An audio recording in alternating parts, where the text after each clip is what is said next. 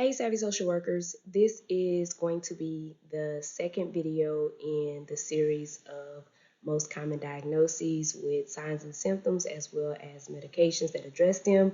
Again, keep in mind that these videos are intended to be brief and just give you the basic information for each. So we're not going into an in-depth study of each of these diagnoses, just the basic information that you will need to know for the ASWB exam. So for this video, we are going to be discussing depression. Let's get into it.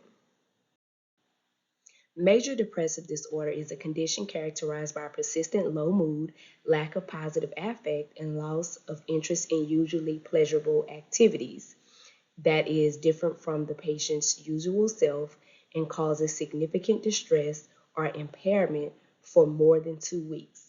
So here are some signs and symptoms of depression. And just remember, before we start getting into diagnosing it as depression, we have to know that these signs and symptoms have at least been going on for at least 2 weeks.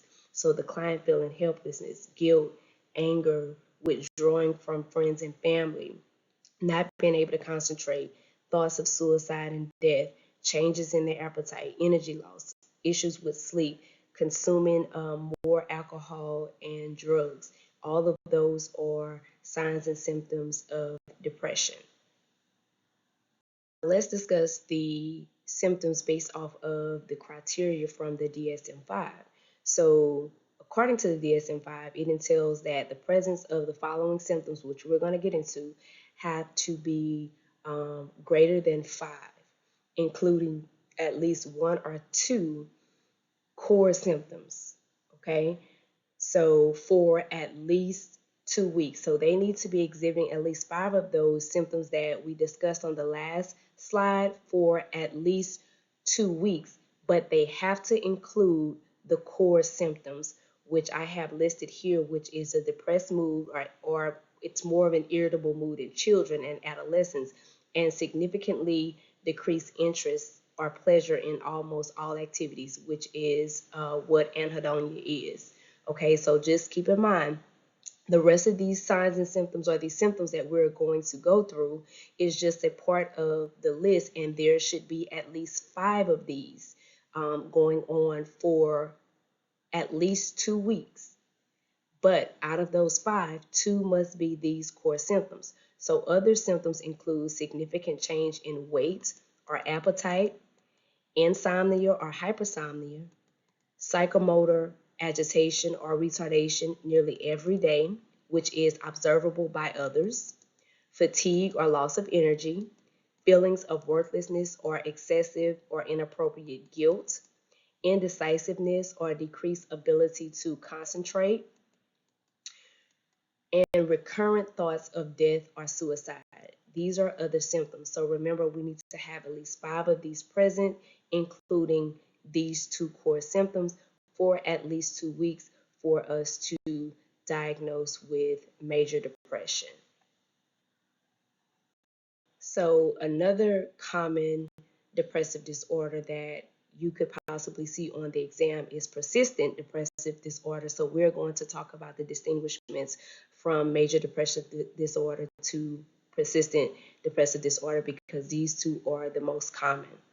So the symptoms of persistent depressive disorder is a depressed mood for most of the day, for majority of the days, lasting more than 2 years. So now we've left 2 weeks to where if it's persistent, it's going to be more than 2 years in adults and more than 1 year in adolescents and children. Okay, so this is also called dysthymia or chronic depression. So if they're saying on the exam that a client comes in and have been experiencing those depressed symptoms or a depressed mood for more than 2 years, or if they're a child more than a year, then we can diagnose them, or we can be under the pretense that they are suffering from persistent depressive disorder. Now, it cannot be symptom-free. The client cannot be symptom-free for longer than 2 months. So within these 2 years, they cannot have had a bout of not having any symptoms for 2 months. Okay, so if that is the case, then we cannot diagnose them with persistent, because it's not persistent if the symptoms have had a 2-month break.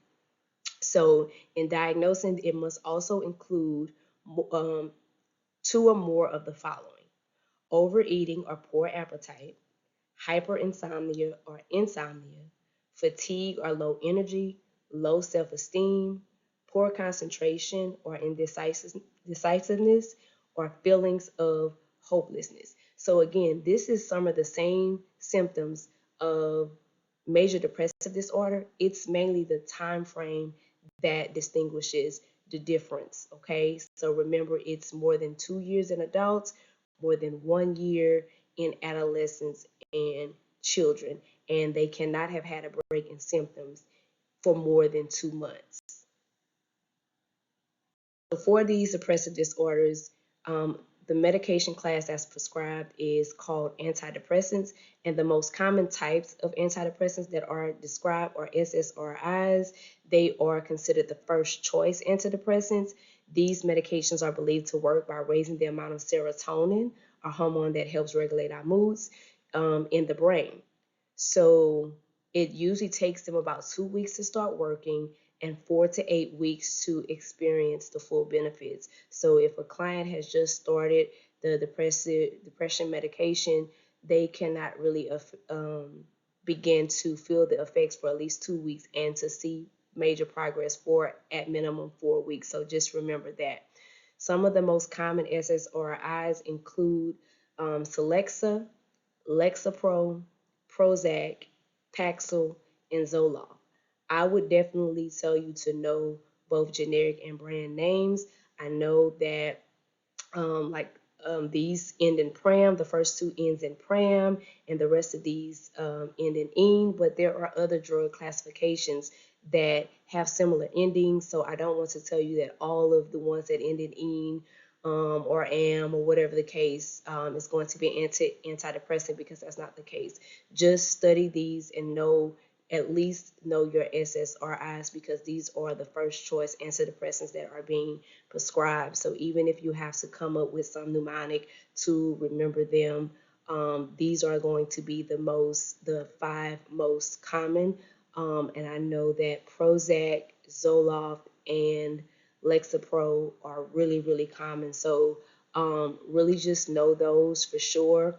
And I will say, if you see how the first two, they both have, and I could be pronouncing this wrong, citalopram, I could be saying it wrong, I'm sure I am, but they both have that, and Lexapro just has the ES in the front of it. So these are pretty much similar ingredients. So that is something that you can also use to remember. And then the oxetine in the next two.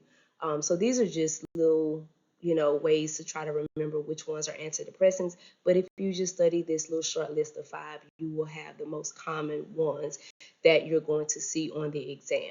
Okay.